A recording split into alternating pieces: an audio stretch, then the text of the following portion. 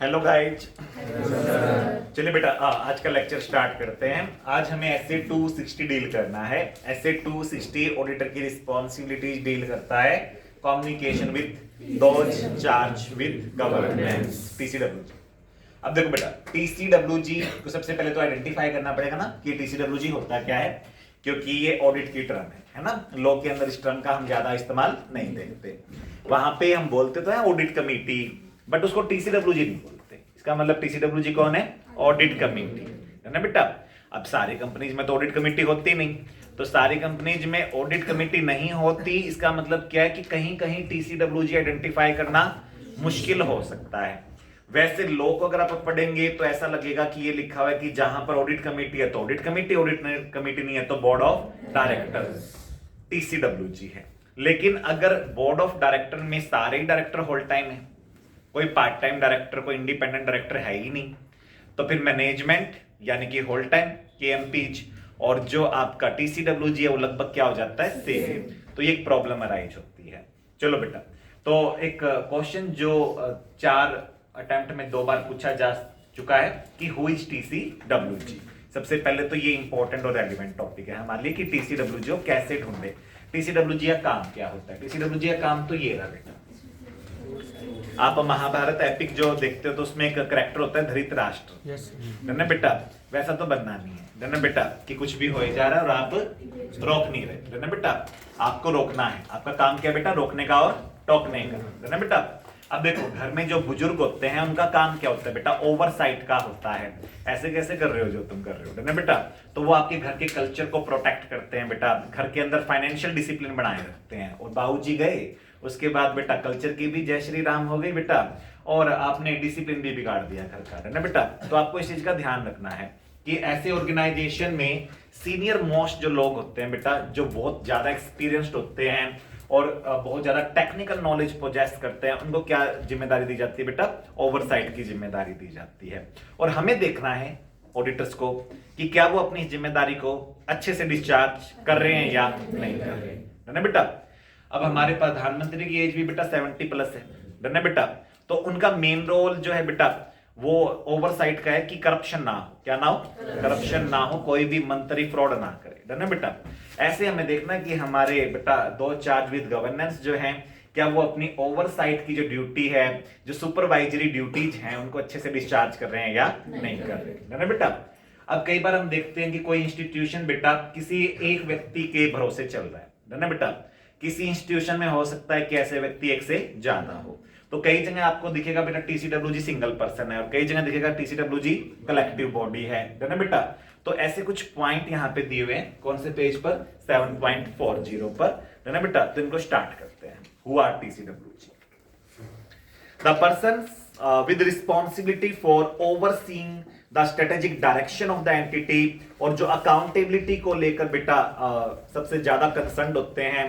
इसमें overseeing the financial reporting भी आता है बेटा, और एग्जीक्यूटिव मेंबर्स भी ये काम अदा कर सकते हैं बेटा, और नॉन एग्जीक्यूटिव भी कर सकते हैं, है ना बेटा। बेटर क्या होता है, एग्जीक्यूटिव डायरेक्टर्स अदा करे इस काम को या नॉन एग्जीक्यूटिव करे? नॉन एग्जीक्यूटिव, यानी कि इंडिपेंडेंस होनी चाहिए बेटा 2 चार्ज विद गवर्नेंस के अंदर, है ना बेटा। अब लिस्टेड कंपनीज में तो मैंडेटरी होता है कि आपके बोर्ड रूम के अंदर इतने आईडीज होने चाहिए। अनलिस्टेड में भी जिनकी पीएससी 10 सीआर या फिर बोरोइंग 50 सीआर या turnover 100 CR due to section 177 audit committee mandatory हो जाती है वहां पर। बाकी कंपनी भी अपनी मर्जी से आईडीज रख सकती है ना बेटा। तो आपको ध्यान रखना बेटा, आईडीज जो होते हैं या फिर जो टीसीडब्ल्यूजीज होते हैं, उनके कोर वर्ड है बेटा, उनके लिए कीवर्ड्स हैं यहाँ पर इस पैराग्राफ में। Overseeing the strategic direction, obligation relating to accountability, और इसके अंदर ही इंक्लूड होता है बेटा overseeing the financial reporting process, और इसमें बेटा एग्जीक्यूटिव मेंबर्स भी शामिल हो सकते हैं। गवर्नेंस स्ट्रक्चर हर ऑर्गेनाइजेशन का वेरी करता है, कोई लिस्टेड कंपनी है, कोई अनलिस्टेड है, कोई पार्टनरशिप फर्म है। हर किसी का डिफरेंट कल्चरल बैकग्राउंड है, डिफरेंट लीगल बैकग्राउंड है, साइज अलग है, ओनरशिप अलग है। लेकिन कुछ एंटिटीज में हमें सुपरवाइजरी बोर्ड मिलता है जो कि एग्जीक्यूटिव बोर्ड से अलग होता है। ये सबसे अच्छी सिचुएशन है, this is the best situation. इसका मतलब इनके यहाँ ऑडिट कमेटी है ना बेटा, जिसमें मेजोरिटी किसकी है बेटा, होल टाइम डायरेक्टर्स की, इंडिपेंडेंट की। इसका मतलब हमें ऑडिट कमेटी में होल टाइम डायरेक्टर की प्रेजेंस से कोई दिक्कत नहीं है, बट हम चाहते हैं कि उसके अंदर मेजोरिटी किसकी होनी चाहिए, इंडिपेंडेंट डायरेक्टर्स की। चलो बेटा, तो कुछ एंटिटीज में बेटा सुपरवाइजरी बोर्ड होता है जो कि सेपरेट होता है फ्रॉम एग्जीक्यूटिव बोर्ड, और बेटा कई एंटिटीज में दोनों काम एक ही बोर्ड कर देता है। जहां पे दोनों काम एक ही बोर्ड कर देगा तो मैनेजमेंट और टीसीडब्ल्यूजी में डिफरेंट पर्सन नहीं होंगे। कुछ एंटिटी में बेटा ये जो टीसीडब्ल्यूजी होता है ना, ये लॉ की वजह से मैंडेटरी या इंटीग्रल पार्ट हो जाता है, जैसे लिस्टेड कंपनी का भी मैंने आपको बताया, या फिर सेक्शन 177 से मैंने आपको बताया 10 CR, 50 CR, 100 CR, PSC, borrowing turnover.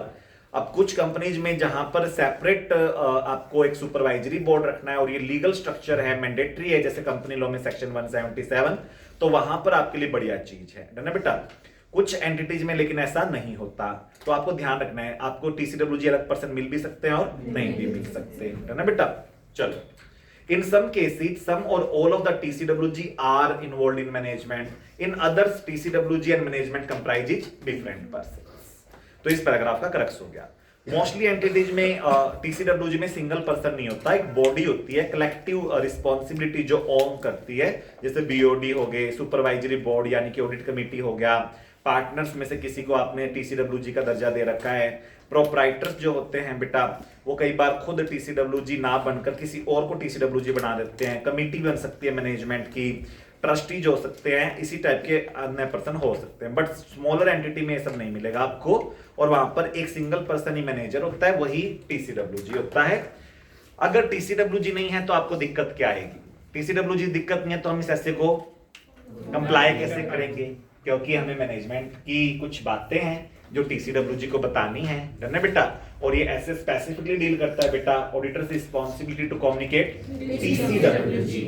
ये मैनेजमेंट से कम्युनिकेट करने की बात ही नहीं कर रहा, ये सिर्फ किससे बात करने की बात कर रहा है, तो इस तरीके से थोड़ा सा 450 से अलग हो गया, क्योंकि वो मैनेजमेंट से बात करके फिर टीसीडब्ल्यूजी तक पहुंचे थे। ऐसे 265 में भी ऐसे होएगा, आप इंटरनल कंट्रोल की डेफिशिएंसीज मैनेजमेंट को बताएंगे, फिर सिग्निफिकेंट डेफिशिएंसी टीसीडब्ल्यूजी को बताएंगे। बट इस ऐसे की तो हेडिंग ही यही है कि कम्युनिकेशन विद टीसीडब्ल्यूजी, मतलब इस ऐसे के अंदर मेन चीज है टीसीडब्ल्यूजी ढूंढो, टीसीडब्ल्यूजी है कौन, और अगर नहीं है तो उनसे बातचीत करो कि हम इस ऐसे को कैसे कंप्लाई करेंगे, और उनसे कुछ पर्सन्स के नाम और उनसे मीटिंग करो, उन पर्सन से नाम हासिल करके जिनको ये टीसीडब्ल्यूजी बना रहे हैं उनके साथ मीटिंग करनी बहुत जरूरी है।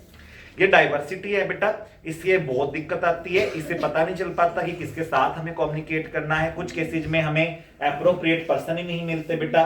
फॉर एग्जांपल जिन एंटिटीज में बेटा फॉर्मल स्ट्रक्चर नहीं होता, फैमिली ओन्ड एंटरप्राइजेज होती है, एनपीओ जो होते हैं, जो नॉट प्रॉफिट ऑर्गेनाइजेशंस होते हैं, एनजीओज, उनके अंदर में बहुत दिक्कत आती है बेटा, क्योंकि वहां पर लीगल स्ट्रक्चर में आईडीज रखने जरूरी नहीं है। In some cases and in such cases है ना बेटा, कुछ केसेज में जो इस प्रकार के हो, वहां पर ऑडिटर को बेटा जो आपको इंगेज करने आया है ना, जो भी पर्सन आपको ऑडिटर बनाना चाहता है, उसे खुल्लम खुल्ला डिस्कशन करना चाहिए कि भाई तुम्हारे यहाँ मैं ऑडिट करूंगा तो मेरे को बहुत सारे ऐसे छोड़ने पड़ेंगे, क्योंकि यहाँ तुम्हारे यहाँ टीसीडब्ल्यूजी की पोजीशन को अदा करने वाला कोई है नहीं, आप ही मैनेजर हो, आप ही टीसीडब्ल्यूजी हो, तो सेम पर्सन ही मैनेजमेंट और टीसीडब्ल्यूजी है, तो मेरे को फंस जाऊंगा बहुत सारे ऐसे में। तो वो हो सकता है आपको कुछ रेलिवेंट पर्संस का नाम दे दे कि ओनर तो मैं हूं, बट इस पर्सन को हमारे यहाँ पावर है कि ये मेरे को भी डांट सकता है और मेरे को इसकी बात सुननी पड़ती है ना बेटा। तो आपको रेलिवेंट पर्संस की बेटा डिटेल्स लेनी है और एग्री करना है एंगेजिंग पार्टी के साथ विद होम टू कम्युनिकेट। ये आपके ऐसे 315 के हिसाब से भी बड़ा रेलिवेंट है, एंटिटी के गवर्नेंस स्ट्रक्चर को समझने के लिए सब जरूरी है, और इंटरनल कंट्रोल को समझने के लिए भी ये सब जरूरी है। एप्रोप्रिएट पर्सन जिनसे हम कम्युनिकेट करेंगे, अब आपको क्लियर हो चुका होगा कि वो सभी एंटिटी में सेम होंगे, वेरी करेंगे, वेरी करेंगे, है ना बेटा।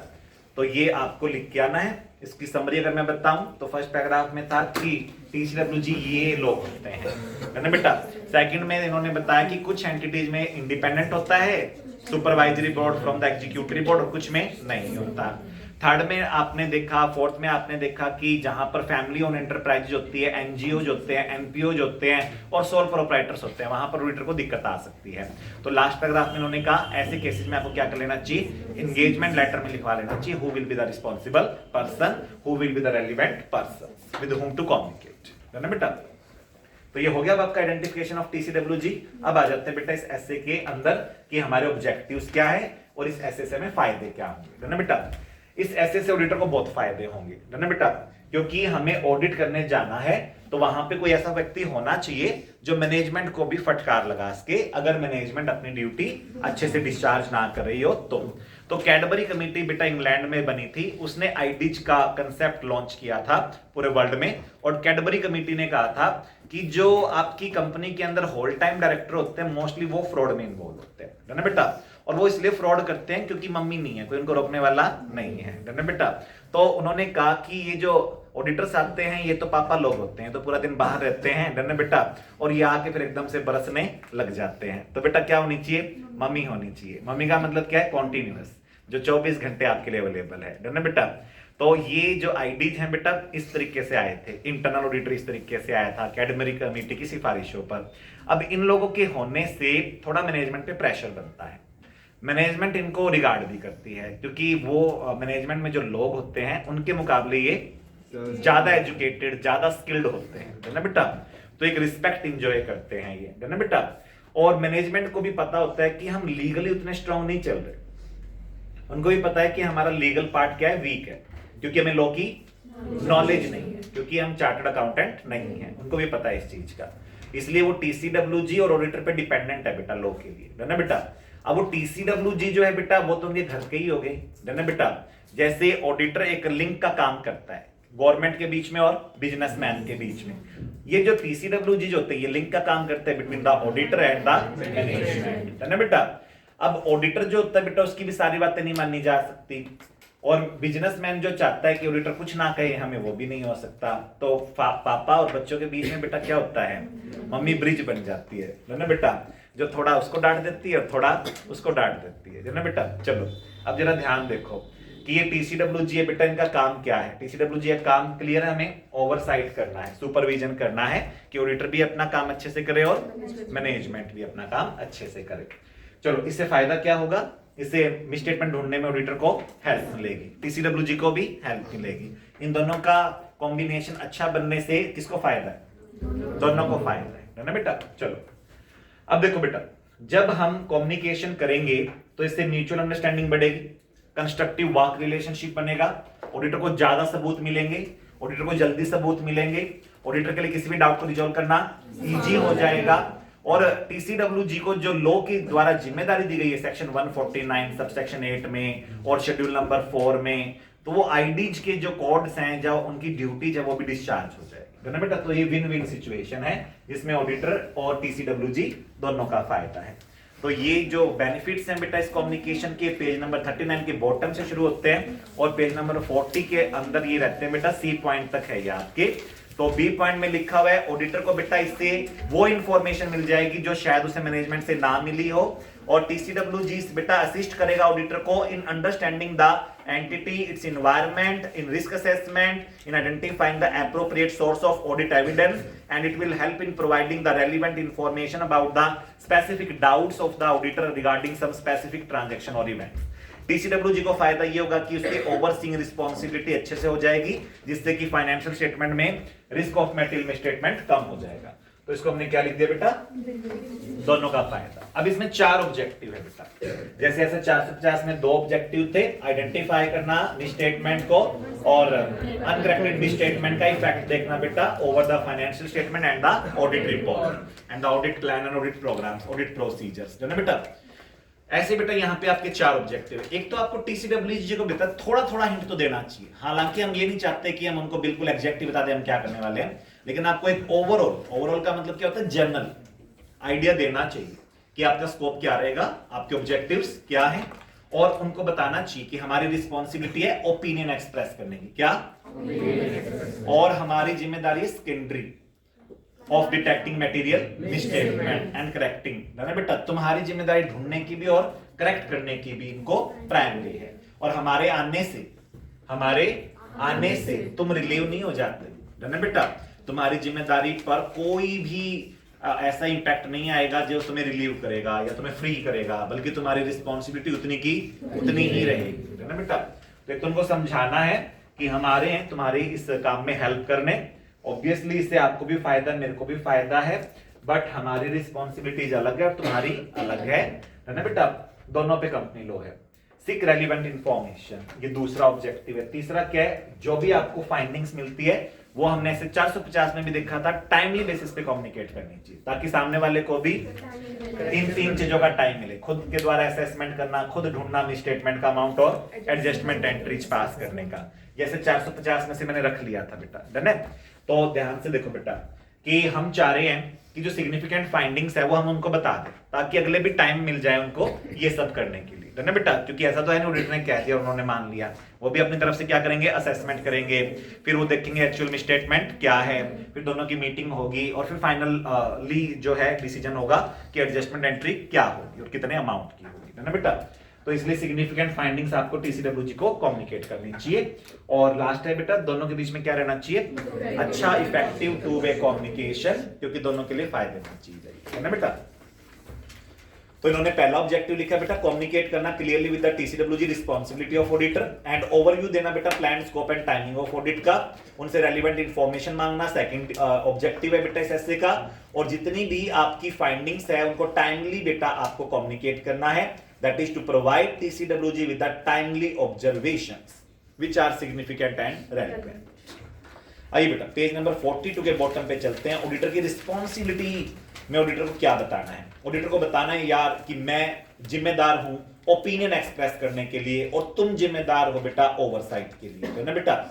अब आपने बताया ना टीसीडब्ल्यूजी को क्या बताया, मेरी जिम्मेदारी ओपिनियन देना, तुम्हारी ड्यूटी क्या है ओवरसाइट की, और मैनेजमेंट की ड्यूटी क्या है प्रिपरेशन ऑफ फाइनेंशियल स्टेटमेंट, है ना बेटा। और हम दोनों का कॉमन निशाना मैनेजमेंट है ना बेटा, कि उन्होंने preparation of financial statement as per AS and as per company law applicable law AFRF किया या नहीं किया, है ना बेटा। तो अब देखो बेटा बड़ी कंपनीज में ये तीन पार्टीज होगी, ऑडिटर हो गया, टीसीडब्ल्यूजी हो गया और मैनेजमेंट, तीनों को ही बेटा एएस आने चाहिए और तीनों को ही कंपनी लॉ आना चाहिए बहुत अच्छे से, है ना बेटा, अदर रेलेवेंट लॉज भी आने चाहिए, है ना बेटा। चलो अब देखो बेटा जैसे जैसे कंट्री आगे करेगा प्रोग्रेस, वैसे वैसे कंपनीज के साइज बढ़ेंगे, वो इंटरनेशनल होएगी तो उनके ऊपर लीगल जो इन्वायरमेंट है वो वीक होगा और स्ट्रांग होगा और ज्यादा कंप्लायंस करना पड़ेगा, है ना बेटा। तो और ज्यादा एक्सपर्ट सीएच की जरूरत पड़ेगी मार्केट के अंदर जिनको लो टिप्स पर हो, है ना बेटा, ना कि किताब खोल खोल के देखना पड़ेगी। चलो बेटा प्लान स्कोप एंड टाइमिंग हमें थोड़ा थोड़ा बता देना है उनको, कॉम्प्रोमाइज किए बिना अपनी इंटीग्रिटी को, अपनी इंडिपेंडेंस को, और उनको बेसिक आइडिया दे देना है कि हम लगभग इन दिनों में आएंगे। तो उन्होंने एक वर्ड दिया है बेटा सेकंड लाइन में, कौन सा व्यू, ओवरव्यू देना है आपको। ओवरव्यू का मतलब ही होता है बेटा कि आपको कंप्लीटली नहीं बताना उनको, है ना बेटा, अदरवाइज तो सरप्राइज एलिमेंट गायब हो जाएगा, है ना बेटा। सिग्निफिकेंट रिस्क भी आप कम्युनिकेट कर सकते हो बेटा। तो हमने दो चीजें अब कम्युनिकेट कर दी है, plan scope objective and responsibility. अब तीसरी चीज जो हमें कम्युनिकेट करनी है वो है बेटा सिग्निफिकेंट फाइंडिंग्स, क्योंकि रेलेवेंट इंफॉर्मेशन तो मांगनी है, ये दोनों कम्युनिकेट करनी थी, कर दी हमने, अब हम इसको कम्युनिकेट करते हैं। सिग्निफिकेंट फाइंडिंग्स के अंदर सबसे पहले मैंने बी पॉइंट पढ़ा है, सिग्निफिकेंट डिफिकल्टीज। ऑडिट कर रहे हो, आपको दिक्कत आ रही है, क्लाइंट कि मैनेजमेंट, अकाउंटेंट, कोई भी स्टाफ कोऑपरेट नहीं कर रहा, रिकॉर्ड नहीं दे रहा, रिकॉर्ड देने में देरी कर रहा है, साइन नहीं करता, जिद करता है हर बात पे, जो भी आपको दिखते आ रही है, किसको बताओ, टीसीडब्ल्यूजी को, है ना बेटा। चलो अगर सारे लोग ही मैनेजमेंट में इन्वॉल्व है जो टीसीडब्ल्यूजी वाले बच्चे, फिर तो बात ही छोड़ो, अदरवाइज उनको बताओ सिग्निफिकेंट मैटर जो आपने मैनेजमेंट से डिस्कशन किया, सिग्निफिकेंट मैटर्स जिसको अभी आप मैनेजमेंट से डिस्कस करना चाहते हो और आप टीसीडब्ल्यूजी से अब उसको डिस्कस कर रहे हो, रिटर्न रिप्रेजेंटेशन आप जो मैनेजमेंट और टीसीडब्ल्यूजी से एक्सपेक्ट कर रहे हो, ऐसी कोई भी अनयूजुअल और सिग्निफिकेंट सर्कमस्टांसेस जिससे ऑडिट रिपोर्ट का फॉर्मेट चेंज हो सकता है, उसके कंटेंट चेंज हो सकते हैं, आपको मस्ट कम्युनिकेट करना चाहिए, जरूर कम्युनिकेट करना चाहिए, एनी अदर सिग्निफिकेंट मैटर। तो बीसीडीई इन 4 पॉइंट्स में क्या है बेटा, सिग्निफिकेंट डिफिकल्टीज जो आपको ऑडिट के दौरान मिली, सिग्निफिकेंट फाइंडिंग्स जो आपको ऑडिट के दौरान मिली, डिफिकल्टीज, फाइंडिंग्स, सिग्निफिकेंट सर्कमस्टेंसेस जिससे format and content of audit report में be affected, and last one any other significant matter जो ऑडिटर की प्रोफेशनल जजमेंट के हिसाब से क्या है, relevant for the knowledge and understanding of the TCWG. A point में क्या है बेटा, कुछ ट्रीटमेंट ऐसे हैं जो क्लाइंट ने सही कर रखे हैं एज पर एएफआरएफ, यानी कि हो सकता है कि अकाउंटिंग पॉलिसी, अकाउंटिंग एस्टिमेट जो उन्होंने मारा वो एएफआरएफ यानी कि लॉ के हिसाब से ठीक है, बट लॉ में 3 ट्रीटमेंट दिए थे, 3 में से कोई भी एक किया जा सकता था, और हमें लगता है इसकी बजाय वो वाला ट्रीटमेंट ज्यादा बेटर रहेगा। ऐसा कौन से एस्पेक्ट्स को लेकर हो जाता है, क्वालिटेटिव एस्पेक्ट्स को लेकर हो जाता है। तो ऑडिटर का व्यू बेटा सिग्निफिकेंट क्वालिटेटिव एस्पेक्ट्स को लेकर जहां पर अकाउंटिंग पॉलिसी, अकाउंटिंग एस्टीमेट या डिस्क्लोजर्स को लेकर ऑडिटर चाहता है कि और ज्यादा बेटर प्रेजेंटेशन पॉसिबल हो सकता था अगर मैनेजमेंट ऑडिटर की बात मान लेती तो हम टीसीडब्ल्यूजी से रिक्वेस्ट कर सकते हैं कि इन्होंने जो किया वो गलत नहीं है, बट उससे भी बेटर ऑप्शन है, तो क्यों ना और बेटर प्रेजेंटेशन किया जाए और अच्छी ट्रांसपेरेंसी लाई जाए। When applicable, auditor shall explain to TCWG why auditor consider a significant accounting practice जो कि acceptable है, बट क्यों वो ऑडिटर की राय में मोस्ट एप्रोप्रिएट या बेस्ट नहीं है और क्यों उससे बेटर ऑल्टरनेटिव पे जाया जा सकता है। क्योंकि दोनों थिंक टैंक है बेटा, ऑडिटर का दिमाग बहुत चलता है और टीसीडब्ल्यूजी भी बेटा क्या होते हैं, आईडीज होते हैं, सीए होते हैं, तो इनका दिमाग भी बहुत चलता है। तो ये मिलके बेटा सिग्निफिकेंट क्वालिटेटिव एस्पेक्ट्स के अंदर बेटा और बेटर ट्रीटमेंट ला सकते हैं। फिर एक एडिशनल कम्युनिकेशन आ जाएगा बेटा, किसमें, जिसमें आपको स्टेटमेंट देनी है कंप्लायंस की कि मेरी पूरी टीम, एक स्टाफ, मेरी नेटवर्क फर्म, सब हमारी एथिकल रिक्वायरमेंट्स इंक्लूडिंग इंडिपेंडेंस को कंप्लाई करते हैं और आपके यहाँ जब हम ऑडिट करने आएंगे तो हमें कोई थ्रेट्स दिखाई नहीं दे रहे। सेकेंडली, अगर आपको कोई थ्रेट दिखाई दे रहा है या कोई भी ऐसा इंटरेस्ट दिखाई दे रहा है जो आज तो सिग्निफिकेंट नहीं है ऑडिट एक्सेप्ट करते टाइम, लेकिन इन फ्यूचर सिग्निफिकेंट हो सकता है, जैसे इन फ्यूचर दिक्कतें आ सकती है, तो ये जो हाई लेवल के मैटर है वो आप हाई लेवल के बंदों से कम्युनिकेट कीजिए टीसीडब्ल्यूजी के साथ कि आप बताइए कि ऐसा क्या इंटरेस्ट है, ऐसी क्या रिलेशनशिप है जो आगे जाके क्या बन सकती है, थ्रेट बन सकती है ना बेटा, to the independence, to the ethical requirements, compliance ना बेटा। और उसमें इन्होंने जिक्र किया बेटा फीस का कि आज हम आपकी कुछ ऑडिट सर्विस दे रहे हैं और कुछ नॉन ऑडिट सर्विस दे रहे हैं, और नॉन ऑडिट सर्विस आप वही दे सकते हो जो कि परमिटेड है, जो आपका लॉ अलाउ करता है। तो वो जो परमिटेड नॉन ऑडिट सर्विस है और ऑडिट सर्विसेज है, उनकी फीस कितनी कितनी है। कई बार नॉन ऑडिट सर्विस की फीस आप बहुत ज्यादा ले रहे हो तो उससे ना ऑडिट फीस जो होती है वो कम पड़ जाती है, और कहीं ना कहीं बेटा हमारा मन इसकी वजह से क्लाइंट को लेकर नरम पड़ सकता है और हमारी स्ट्रिक्टनेस क्या हो सकती है, कम, जो कि हमें रखनी चाहिए थी ना बेटा। तो हमें हमारा स्ट्रिक्ट बिहेवियर छोड़ना नहीं चाहिए था। नॉन ऑडिट फीस ज्यादा आने की वजह से हो सकता है कि हमें पता ना चल रहा हो कंसाइसली, बट एक्चुअली में हमारा मन बदल चुका हो और हम कंपैरेटिवली नरम पड़ गए हो। तो इस मुद्दे को हमें क्या करना है, डिस्कस करना है, और फिर हमें बताना है कैसे हमने इस मुद्दे को रिजॉल्व किया, कैसे हमने थ्रेट्स को एलिमिनेट किया, या फिर हमने उनको क्या किया बेटा, रिड्यूस किया to the acceptable low level. तो ए पॉइंट है बेटा, a statement that engagement team and others in the firms and where applicable network firm सबने कंप्लाई किया है रेलिवेंट एथिकल रिक्वायरमेंट्स को रिगार्डिंग इंडिपेंडेंस। सारे रिलेशनशिप्स और अदर मैटर जो फर्म के, नेटवर्क फर्म के और एंटिटी के हैं वो मैंने देख लिए हैं। मेरे हिसाब से उनका कोई बीरिंग है नहीं, और अगर बीरिंग होगा या मेरे को लग रहा है कि इनका बीरिंग आ सकता है तो फिर वो मैं आपके साथ अभी डिस्क्लोज करता हूं, उनके साथ मैं आपको अभी कम्युनिकेट करता हूं। इसमें आपको टोटल फीस का डिस्कशन भी जरूर करना है बेटा। These fees shall be allocated to the categories that are appropriate to assist TCWG in assessing the effect of non audit service on the independence of the audit, है ना बेटा।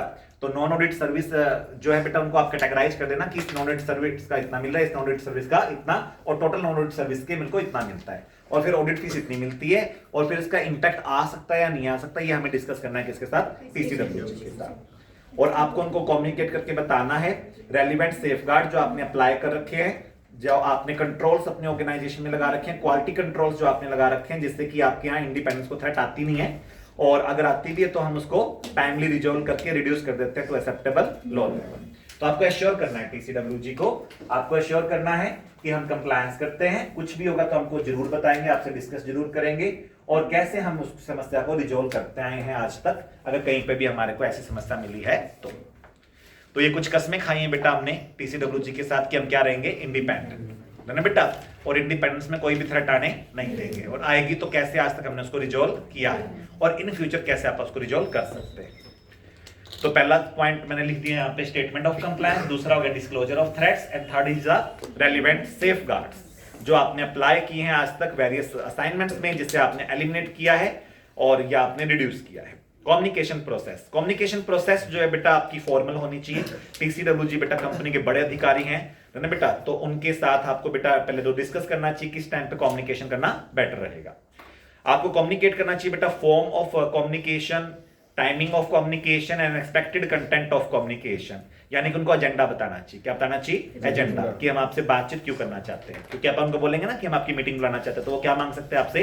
Reasons, agendas, matters क्या discuss कर रहे हो, तो आपको उनको बताना चाहिए कि हम किस टाइम पे आपसे मिलना चाहते हैं और एक्सपेक्टेड कंटेंट क्या रहेगा हमारी मीटिंग का।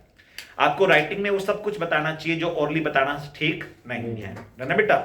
लेकिन आपको सारी बातें बतानी TCWG को सिग्निफिकेंट मैटर। ये आपके बेटा 5th लाइन में 6th लाइन में लिखा हुआ है कि आपको रिटर्न कम्युनिकेशन में सब कुछ नहीं बताना, खिचड़ी नहीं पकानी बेटा, आपको सिग्निफिकेंट मैटर्स बताने। TCWG के पास इतना टाइम नहीं होता है। और ऑडिटर के इंडिपेंडेंस के केस में कब बताना जरूरी हो जाएगा? अगर लिस्टेड एंटिटीज है ना बेटा। और टाइमली बेसिस पे कम्युनिकेट करते रहना। हालांकि उतनी फ्रीक्वेंसी से तो नहीं हो पाएगा जितनी फ्रीक्वेंसी से मैनेजमेंट से कर लेते हैं, क्योंकि मैनेजमेंट तो डेली आपको ऑफिस में मिल सकती है या हफ्ते में 3 दिन मिल सकती है। हो सकता है TCWG तो हफ्ते में एक बार या 15 दिन में एक बार ही आपकी मीटिंग के बुलाने पर आता है। Adequacy of the communication process. देखो बेटा, अब लास्ट में डिसीजन किसको लेना है? ऑडिटर, कि क्या ऑडिटर के हिसाब से जो कम्युनिकेशन हुआ TCWG के साथ क्या वो एडिक्वेट था या नहीं था। ऑडिटर को लगता है कि एडिक्वेट था तो अच्छी बात है, ऑडिटर को लगता है इनएडिक्वेट था तो ऑडिटर को उसके रीजन ढूंढने हैं, उसका इफेक्ट देखना है। इससे आपकी ऑडिट प्रोसीजर्स पर, आपके ऑडिट प्रोग्राम पर, ऑडिट प्लान पर, ऑडिट स्ट्रेटेजी पर, आपके मटेरियल लेवल पे क्या इंपैक्ट पड़ा होगा, इससे आप ऑडिट करने में कितनी दिक्कत आई, और उन सब के इंपैक्ट के बेसिस पर आपको अपने ओपिनियन को क्या करना पड़ सकता है? मॉडिफाई। हालांकि इन्होंने मॉडिफाई वर्ड यहाँ पे साफ साफ लिखा नहीं हुआ, इन्होंने लिखा हुआ है क्या लेना है? Appropriate action. बट हमें पता है बेटा बाकी एसएच की स्टडी से एप्रोप्रिएट एक्शन में क्या आता है? मॉडिफिकेशन भी आता है पक्का। ऑडिटर शैल इवैल्यूएट क्या टू वे कम्युनिकेशन उसको एडिक्वेट लगी, अगर उसको नहीं लगी तो उसको इंपैक्ट देखना है अपनी रिस्क असेसमेंट प्रोसीजर पर, बाकी ऑडिट प्रोसीजर पर, और उसको देखना है कि क्या इसकी वजह से मेरे को सबूत इकट्ठे करने में दिक्कत आई, क्या मैं इकट्ठे नहीं कर पाया सबूत, और फिर उसको क्या लेना है? Appropriate action including the modification of opinion. Documentation, अगर आपने उनके साथ ओरल कम्युनिकेशन किया था, क्या किया था? ओरल कम्युनिकेशन, तो उसको राइटिंग में लेके आना है आपको, डन है बेटा? उसको राइटिंग में उतारना है बेटा, और उसमें क्या लिखना है? कब कम्युनिकेट किया, किसके साथ कम्युनिकेट किया, क्या कम्युनिकेट किया, इन सब के रीजंस क्या थे, और कंक्लूजन क्या निकला उस कम्युनिकेशन का, क्या डिस्कशन का रिजल्ट निकला। तो आपको अगर ओरल था तो उसको राइटिंग में लाना है, और उसमें जरूर लिखना है कब हमने कम्युनिकेशन किया, कितनी बार किया, किसके साथ किया, क्यों किया, क्या डिस्कशन किया, उसका एंड रिजल्ट क्या निकला। और अगर आपने राइटिंग में ही किया था तो अच्छी बात है, फिर आपको उस राइटिंग वाले कम्युनिकेशन की कॉपीज को क्या करना है बेटा? डिलीट कर लेना है या डिस्कार्ड कर देना है? रिटेन करना है। Thank you.